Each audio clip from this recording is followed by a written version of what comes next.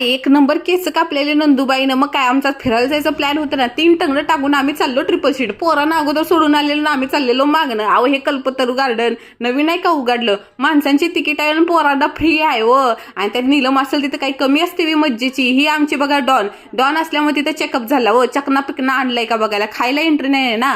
मै हू डॉन कसली एंट्री झाली आमच्या भारी डॉनची. अहो काय हिरवगार गार्डन होतं. अहो ट्री हाऊस तर एक नंबर. मला तर ट्री हाऊस लय आवडला. मला एक प्रश्न विचारायचा आहे सगळ्याच गार्डन वाल्याला, मग आम्ही माणसाने का कुठलं पाप केले ना, आमच्यासाठी पण एखादं दुसरं झोका पाळणं बांधलं तर काय बिघडते. जरा त्या झोक्यावर बसायला गेलं तर लगेच आमचं बाजूचा सिक्युरिटी गार्ड फुर्र फुर्र फुर्र शिट्टी वाजवत यायचा. असं कुठं असतं वी. आमच्या मोठ्यांना काही मन नसतं वी. त्यांना पण खेळावं बागडावं फिरावं वाटतं.